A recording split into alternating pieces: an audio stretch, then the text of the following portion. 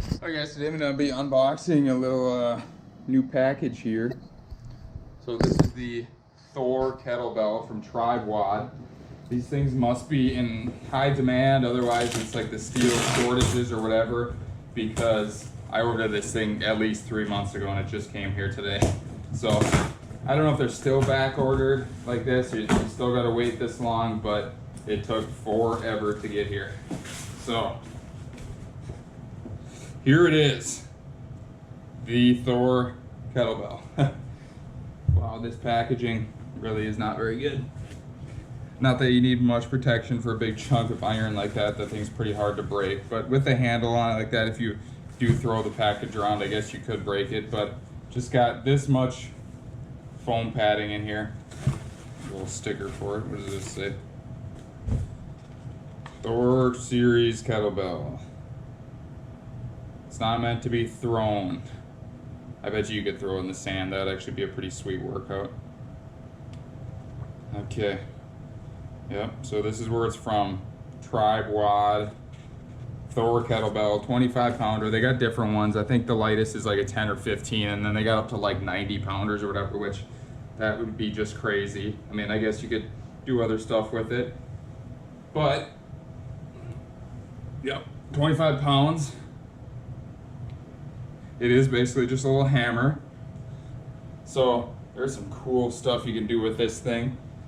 Compared to, I mean, you can do pretty much everything you can do with a normal dumbbell with it. However, it is offset. There's some kind of coating stuff on it. It is offset, so it's a little tougher, you know.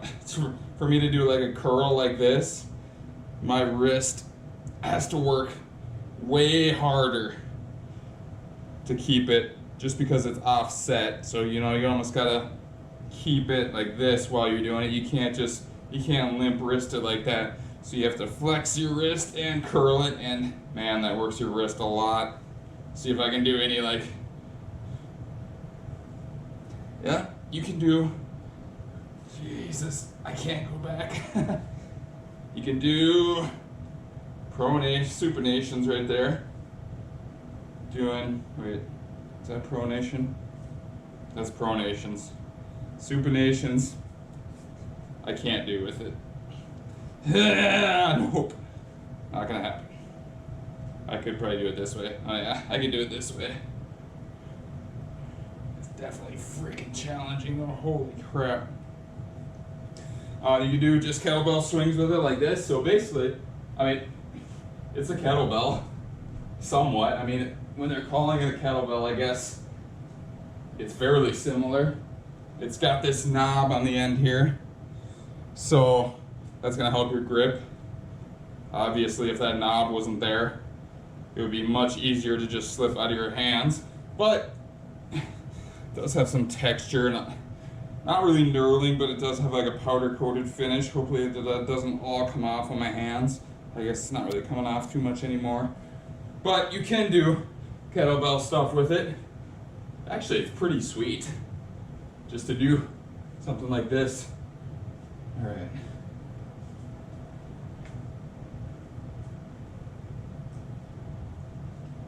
It's a little bit easier to switch over than a regular kettlebell. How about like some lateral stuff? Actually, this is cool. And nice thing about this, if I was going to do like some lateral swings like this, a lot of times if I do these with a regular kettlebell, it's a little harder to control because the handle, I don't know, you're not in line with it or something with your grip. And this thing, you can control with your wrist more, control which way it goes. With this one, obviously it can roll around in your hand a lot more. So if I'm doing stuff like this, I mean, you can still do it, but it's definitely not as easy. And I almost feel like this way would be a lot easier to smoke your shins while you're doing it. With this, with that little bit more control over it, I feel very confident that I'm not going to smoke myself in the shins.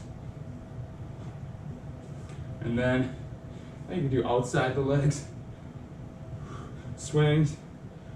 Again, outside the legs like this, I feel pretty confident with this thing, especially aiming the hammer this way. If I'm this way, it might make me a little more nervous. But when it's this way, I definitely am confident I'm not gonna hit myself in the shin or side of the knee. With regular kettlebells, it's definitely more challenging to avoid that. And then some of the other stuff I thought about doing with this thing, I have to choke up here. So doing like some lateral lunge to like clean, or lateral jump, I guess. So right here, jump, clean, jump, clean. So I got this weight here, this Thor kettlebell, which, by the way, you feel like an absolute badass just holding this thing. Okay, so if I was normally gonna do just like a jump and then back, obviously my momentum's shifting this way. I gotta catch myself, I gotta balance, I gotta absorb, and then I gotta redirect back here. With this kettlebell, especially putting it up here and then throwing it over, you're giving yourself almost like an eccentric overload. You're giving yourself more momentum. Now not only is it your body coming over here that you gotta stop and then reverse, but it's the weight that you gotta stop and reverse, and it's not just extra weight that's coming like this, and then you gotta redirect extra weight.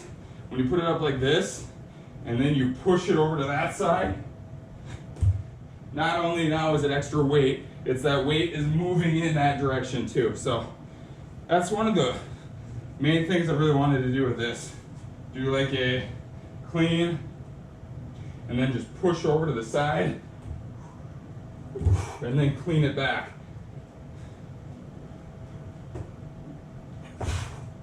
You can even do something like if I was to put my foot on a step box, or put my foot on the bottom stairs here, push over, clean. Now, it's like a lateral lunge basically, but instead of just doing a lateral lunge where the weight is in one spot and it's just adding a little resistance, doing it that way is adding like a dynamic falling resistance at the same time. And it's getting some bicep and shoulder moves in there too. So 25 pounds, you probably don't want to go a whole lot heavier than that if you're doing this type of stuff. If you're doing anything like cleaning, like especially single arm cleans where you're not really putting a bunch of leg drive into it, you're just kind of hoisting it up like this, you probably don't want to go too much heavier than 25 pounds. But 25 pounds is plenty to work on this quick athletic stuff like this. If you want to do brute strength, you can obviously go heavier. Getting like a 75 pound version would actually be really sweet for doing swings like this. And does work your grip a little bit more than the other ones. Works in a little bit unique way. Works your wrists a little differently. This is almost like with a curl like this is almost like leveraging a sledgehammer, because you gotta get that wrist strength going there. And then like I showed you before, you can do wrist stuff like this. It is damn hard. Pronation, supination. You can even do like not wrist, like wrist leveraging the other way. Oh man, it is not easy. I'm used to doing that with like an 8-pound mace, not a 25-pound kettlebell. Thor kettlebell. So, you know, anything else you could do with a regular weight, you could do with this. Something like single leg deadlifts. It's not really heavy if you're stronger, but if you're just getting into it, that's pretty decent weight to use. Floating lunges. So,